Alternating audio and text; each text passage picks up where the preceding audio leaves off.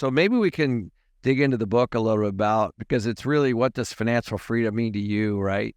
Yeah. Kind of it's based around that premise. He doesn't know it, but he's on the path, the career ladder of probably just working a lot.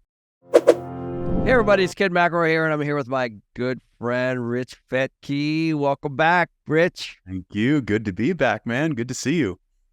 Well, I know you wrote this book, The Wise Investor. I think that it's been out a little while. I checked on Amazon.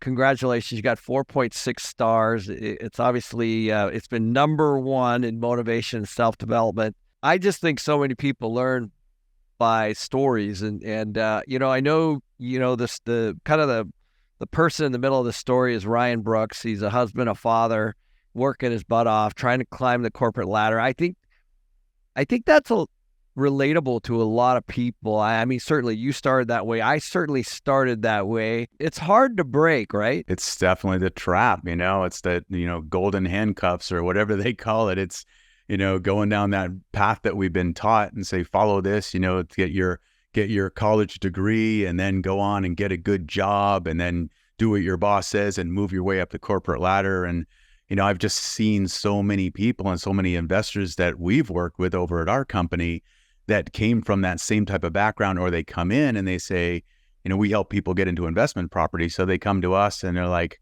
I'm working this W-2 job. I have no time for my wife. I have no time for my kids. I don't have any time to live. So I need to do something here. I need to invest my money. And they soon realize that they can make as much money or more money through investing and or having their own business. And then they finally get the realization that they can be free in a way. That's financial independence to me, is do what you want to do when you want to do it. This is a common issue, and I think it's going to be even more of a problem moving forward, because people now are dealing with, low wage growth. They're dealing with high inflation. The costs are going up. They're looking for side hustles. They're looking for answers, and some people are handcuffed, aren't they? They're handcuffed, and 100%. The way inflation has nailed us, and expenses are up, rents are up, home affordability is crazy. Interest rates going up. It's absolutely, you got to find a way to increase your financial abundance, if you will. It's absolutely vital. So finding ways to do that. And that's, my coaching background, that's, I've been coaching since 1996, when people didn't even know what coaching was. I tell people I was a coach and they'd say, what sport? So it's like coaching has evolved a lot since then. But I've coached, thousands of clients now. And I see a similar trend with people. It really starts, number one is the fear of, what am I going to do differently? How can I do something different? That's part of it. And then the other part is this lack of focus, not doing what is most important. And that's what I wove into the story of The Wise Investor. You've seen that with Ryan. He meets his mentor, John Weiss, and he just learns all these different things about how to be more focused, how to be more present. And that's a lot of those coaching lessons that I've learned. And it's basically Ryan, the main character in the story, is a culmination of so many people I've coached over the years, and their challenges, their struggles, and their breakthroughs. Like what did he learn to turn himself around financially, physically, to have a better relationship? You can see all those lessons kind of woven through the whole story. That's what I wanted to communicate. What do you think it is that made Ryan have an open mind? Because so many people don't. I think it comes down to what we value, because what he values more than anything is security. He likes to just know the possible outcome. And it's like, this is the safe way. This is what I've told. If I do this, if I, max out my 401k, if I put my money into mutual funds, if I work this corporate job, I get to be the pharmacy manager, all these things, it's very safe. And not willing to start a business, talked about investing and all this, but it just trying to stay safe. So, for those folks, it's like, you can't blame them because it's how they're made up almost mentally. And then for the entrepreneurial mindset, I was way more like you, Kenny. It's like, I was like stoked when I got a C. I was like, whoa, I didn't overstudy. And So I think that's the game changer for me. And I think that's the difference in people. So understanding that some people value security so much that it's really hard for them to let go of anything that's not a plan, a very clear plan. Their awareness, their openness, the blinders, what you want to call it, or maybe it's the security, but it's not. I look at it now. I look at the people that are oftentimes in those situations. They're handcuffed. They're not necessarily happy. They don't love what they do. And one of the core issues in this book, The Wise Investors, is all about time. I think they're just afraid maybe of jumping outside of something that they're comfortable with. Yeah, and I think it's that. I think it's the shift, like with my coaching clients, what I'd have them do that were, they were in a W-2 job, which is nothing wrong with that. We need that, and you can do a lot with that. And expanding beyond that, it's like, don't just focus all your education and your learning on that job or what's next, or, going back to that school the way we've been programmed.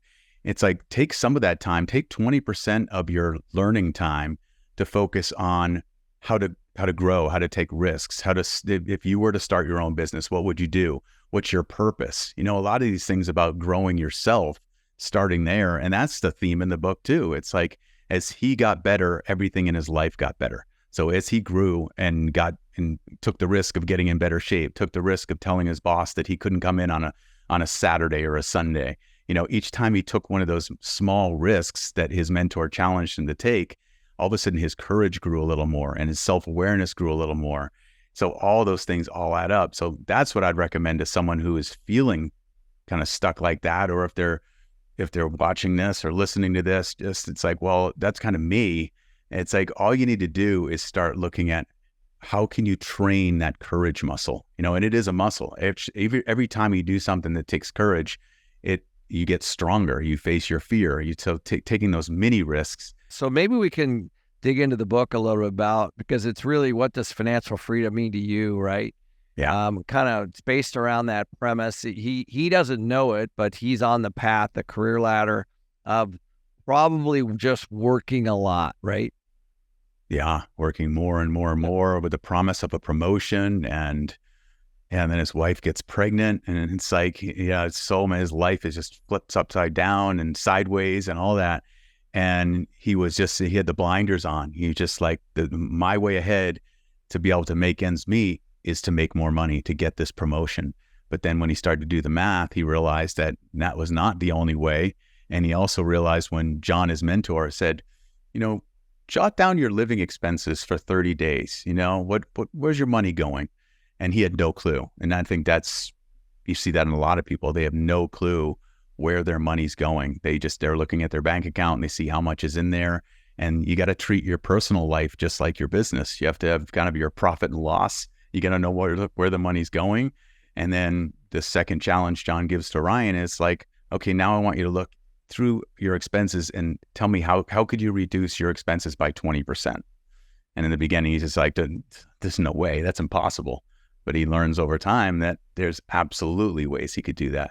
So it's almost like starting there, looking at those monthly expenses is step one, I think, in creating financial freedom, and knowing how much money do you need to sustain the lifestyle that you want, and then go from there. Why is it somebody makes, $15 an hour, $150 an hour, $1,500 an hour, $50,000 an hour? Because there are people that make all those. Yes, 100%. What's the difference, right, of an extra zero? Like literally. Very little. No, I think the biggest thing is right here, this little 12-pound organ on our heads, right? I think that's where it really starts, is how we think, our mindset. I know when I was giving keynote speeches, I was charging $2,500. This is back in the day. This is probably year 1999, 2000. And then I met with a speaker consultant, marketing consultant, and she said, "Why is your fee so low?" And I'm like, "Whoa, I thought I was charging a lot." And she said, no one's going to see you as valuable if you're charging $2,500. You have to be at least $5,000 for where you are in the industry and what you're doing. And so that day I said, okay, my fee now is $5,000. Couple weeks later, I got a call from a meeting planner and they say, "What's your fee?" And I said, "It's $5,000 for a keynote up to 90 minutes plus travel." And she said, "Okay, sounds good. Let's get back to you." boom, that was my first $5,000 speech. So it was like this mindset shift of like asking more, getting uncomfortable with asking for what your fee is, whatever that might be. And whether that's for a raise. And I had a mentor years ago, and this is another thing that stuck with me so solid. It's ask for 100% of what you want, be willing to hear no, and then negotiate for a win-win.